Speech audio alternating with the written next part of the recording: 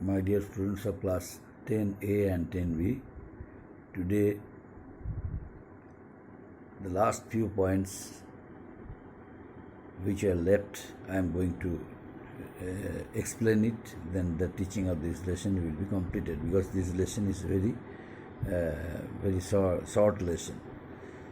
And what is this? Quit India movement. Quit India movement. And next one, another one, that is Quit India movement. And next one, first point, importance of Quit India movement. Second point, impact of the movement. Third point, repressive measure of the British government. And fourth point,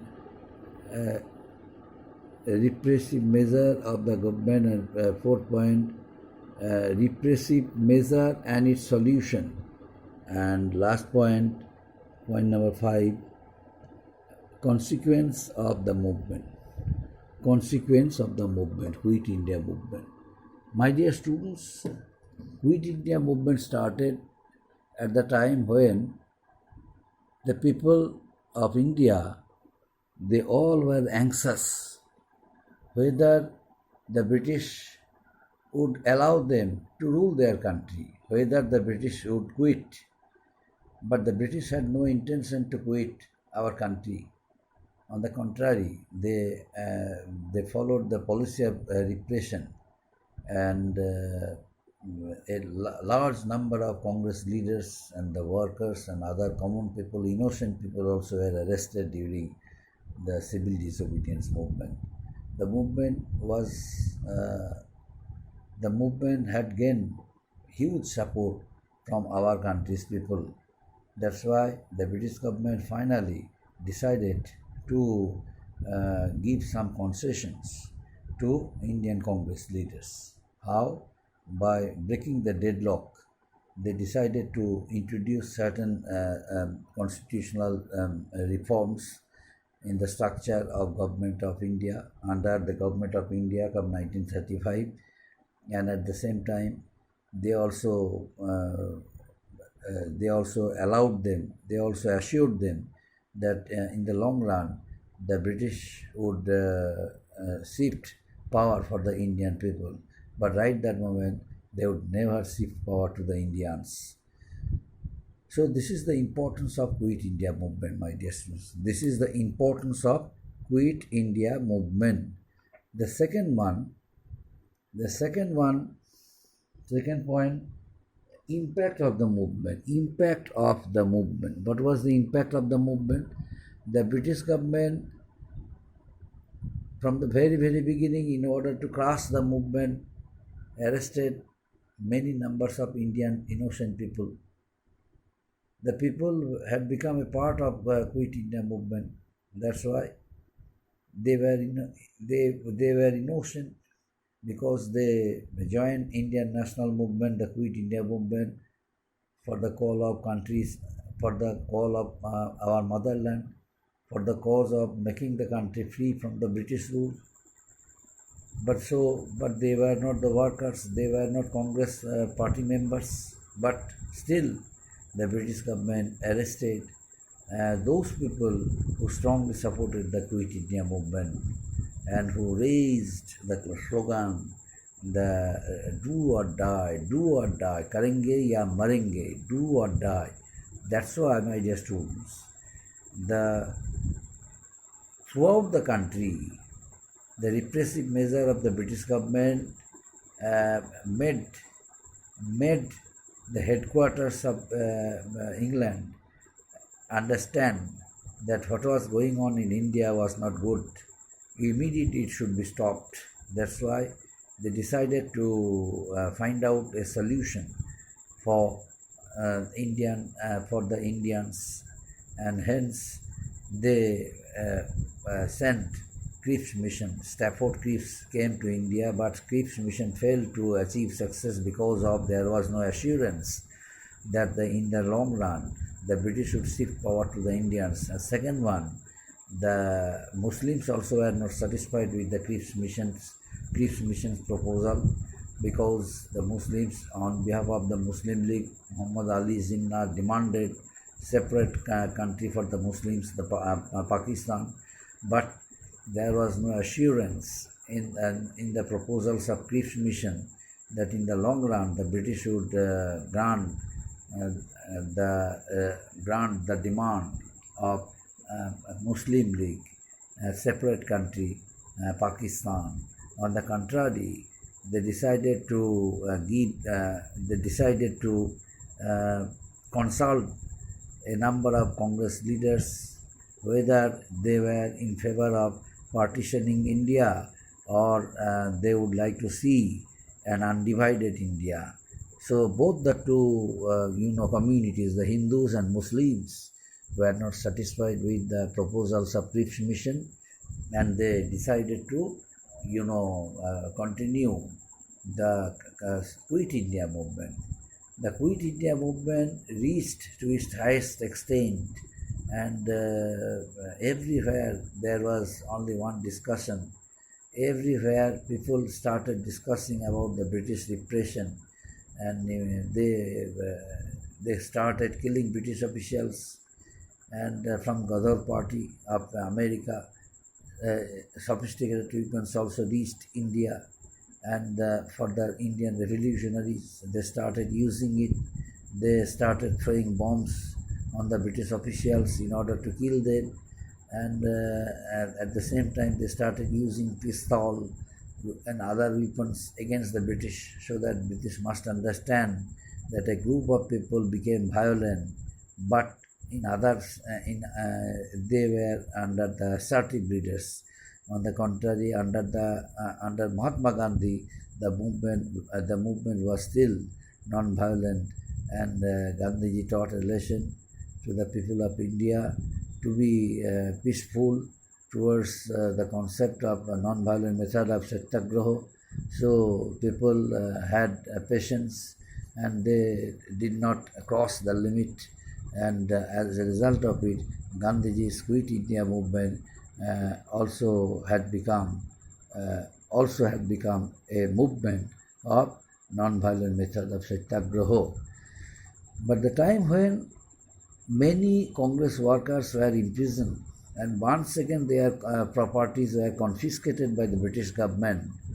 Once again, so many cases also were brought against their names unnecessarily in order to harass them illegally. The British government realized that there was no platform, there was no concrete land, political land beneath their foot. So they were standing. They are standing on a very loose platform. The platform is not concrete platform. So at any time they would have to shift power for the Indians. That's why they adopted a policy of repression and oppression in order to crush the civil disobedience movement. And another point, my dear students, a repressive measure and its solution. Repressive measure, the British government adopted the policy of repression, but still they realized that the Indian people would never think of sacrificing their life without any sacrificing their life, and at any time they might sacrifice their life for the cause of for the cause of country's motherland, for the cause of the call of motherland. That's why it was of no use to them to adopt the policy of repression. So they must talk to the people, they must talk to the Congress leaders, and must find out any solution so that the movement would become so that the movement the result, the negative effect among the people of India would not harm the sentiments of the British. Although it harmed the sentiments of the Indian people, but the British government decided not to be affected by the Indian people. So ultimately, after having crushed the movement, Quit India movement, and the British government decided to release all the political prisoners, and Gandhiji and other and his followers also were released from jail. But Gandhiji once again strongly demanded Quit India movement would be the only solution. So either the British accept the demand of complete independence, Purna Swaraj, and leave the country. Otherwise, he would have to renew the Quit India movement. But the British government, right that moment, realized that the American President Woodrow Wilson's suggestion that at the end of the Second World War, some countries were under British control, they must be independent. That's why, under the proposal of Woodrow Wilson, President of America, England Prime Minister Winston Churchill decided to shift power to the Indians. That's why he also suggested other officials to find out a concrete solution so as to make the issue, so that make the issue immediately end. And that's why as per Winston Churchill's proposal, they decided to shift power to the Indians, and afterwards Quit India movement also was stopped. It was withdrawn. Gandhiji did not renew it, but but what was the main impact? It made clear that the British would no longer find it possible to rule India against the wishes of the people. Another one that is very important, it demonstrated the depth of nationalistic feeling in India and capacity of Indians for struggle and sacrifice. It was based on the non-violent method of Satyagraha. The concept was introduced by Gandhiji, and Gandhiji asked the people to be strict in their principle so that the same incident must not happen in future. The same incident, Chori Chora, the movement became violent, and Gandhiji had to withdraw the movement. That's why Gandhiji repeatedly warned the people of India to be peaceful and to be patientful towards the movement, so that movement must become a part of non-violent method of Satyagraha. So Gandhiji's people, all sections of the society, they participated in this movement. That's why Quit India movement became a movement of the people. And besides, Muslim League demanded the division of India. That's why the British had no reaction for this. So the August offer was made by Lord Lithgow. The offer proposed, once again proposed that offer, the dominion status could be accepted but not complete independence. But Gandhiji strongly protested it by discarding their former demand, dominion status, and instead of the former demand, Gandhiji strictly reminded them that their present demand would be complete independence, Swaraj. That's why Gandhiji reminded them that what was the reason the Quit India movement started. And next one, Cripps Mission, although proposed India given dominion status, that's why Cripps Mission could not achieve success from our country India, and got back to their country left-handed. That's why this movement was of no use towards our Indian, towards the British headquarters. And ultimately, on reaching there, once again they decided to analyze the issue so that they could take correct decision in future. That's why Quit India movement also had left a great impression on not only Indian people but also the British people. The next one, consequence of the movement. What was the consequence of the movement? The Quit India movement, although made the movement a movement of the people, people directly participated in the movement. They never feared of being arrested. They never thought that the British might arrest them, and the British might destroy their financial capability, their income, but they never cared. They never cared for their income. They never cared for their cared for their income, but they cared for the motherland in order to make the country free from the bondage of the British rule. That's why, my dear students, Quit India movement had a great impact on Indian people, not only, but also the people, but also the British people, but also the British officials.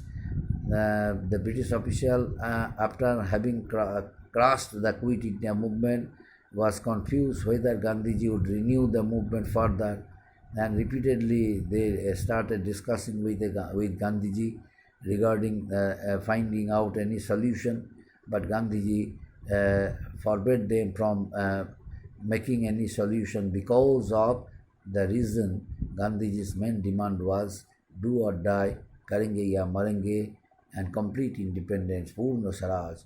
That's why, my dear students, the British was thinking of giving them their right to rule their country, and the British also were thinking of shifting power to the Indians, so that India must become an independent country under the suggestion of American President Woodrow Wilson. What he assured at the end of the Second World War, that some countries of the world like India and others who were still under British rule, they must be independent at the end of the Second World War. Who assured it?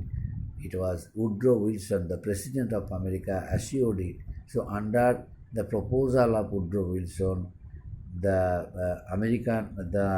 British decided to shift power to the Indians. And how did they shift power to the Indians?